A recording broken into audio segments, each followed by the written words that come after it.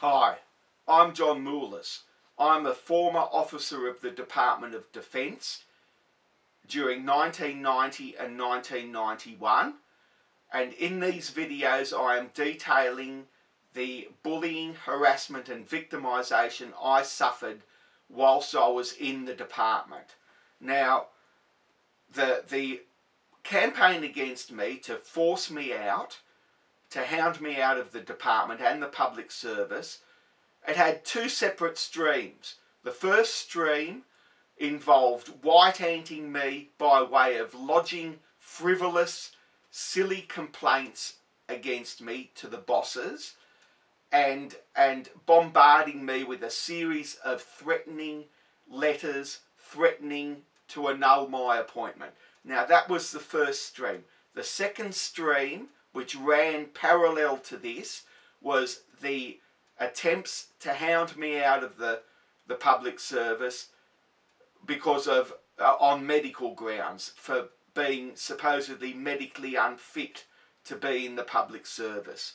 Now, I did my in order to be appointed to the public service and to contribute to the superannuation scheme, you have to undertake a medical test, and the CMO, the Commonwealth Medical Officer at the time, they determined that you were fit enough to be medically to be appointed to the public service.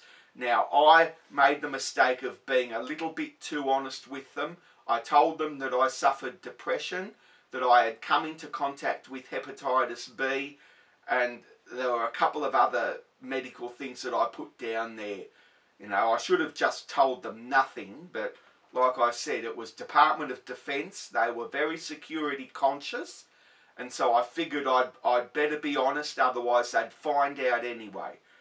Anyway, as I said in the last video, I was issued 20 years later, in 2011, I wrote to the Department of Defence for my documents, my personal documents from Defence, and I was sent this CD which had them on.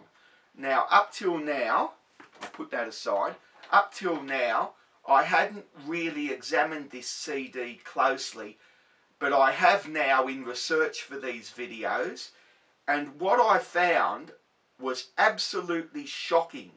This particular document from the Commonwealth Superannuation Scheme, after I failed my medical, is just staggering. Now, I failed the medical.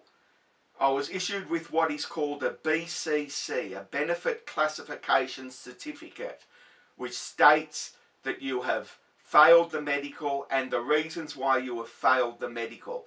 Now, in order to be appointed to the public service, you have to try and get this revoked. Now, it is almost impossible to get it revoked. You have to chase up doctors, you have to get reports written out, everything. They have to write reports saying that you're fit to work, and it is almost impossible. And you know, I had the medical about 5 months after I started there. I failed it, and I said to them that I was going to try and get it revoked so that I could be appointed to the public service. Now, 6 months after I started, the probation report, you're either appointed or you have your appointment annulled. They extended my appointment. I found out not because of any sense of compassion. I mean, they just wanted me out. They would have annulled the appointment, but because I said I wanted to get the BCC revoked, they had to extend my appointment until such time, until the 12 months when I would have had time to get it revoked or not. Now, in looking at that CD of my documents, I came across this particular document, and which absolutely knocked my socks off. I couldn't believe this when I saw it. It's from the Commonwealth Superannuation Scheme. It's a pool letter which was sent out to several departments, advising them that these people had failed their medical and had been issued with BCCs. It's got here, reissue of benefit classification certificates Commonwealth Superannuation Scheme. The purpose of this memorandum is to inform you of the issue of benefit classification certificates in respect of the undermentioned employees. Now it goes on, and there is a list of 12 names of people who had failed their medical tests and who had been issued with these BCCs. My name is on the list, third from the bottom, and the other names are there, full names, AGS numbers, their public service employment numbers, there in this letter which was put onto my file. Now, of course, I've had access to that file at any time when I was at the department after this letter. I could have gone there and looked at this and seen those names. And as it turns out now, 20 years later, with the internet, with everything that's happened since then, I now have access to those names. And if I wanted to, I could go to Google and look up those names, look up those public service employment numbers and find out everything I wanted to know about those people on that list. I mean, I already know now that they failed their medical tests and that they were probably hounded out of the public service the same way I was. But this is just staggering for a department, the Department of Defence, which is supposedly so security conscious, so hung up on security and privacy, staff in confidence. They're dealing with the Army, the Navy, the Air Force, which take confidentiality very seriously, and to put this onto my employee file with those other names on it, it's absolutely staggering. I just can't believe it. Now, this letter was dated 17th of January 1991. Now that was more than a year before the internet was invented and the World Wide Web was invented.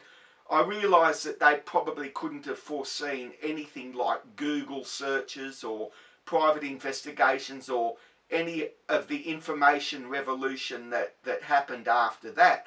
But surely someone could have seen the foresight, had the foresight not to put this on my file, or else if they had, to black out, to take a copy of the document and black out the other names on it so that I wouldn't see the other names. I mean, the other people on this list in the other departments, they had this note put on their file as well.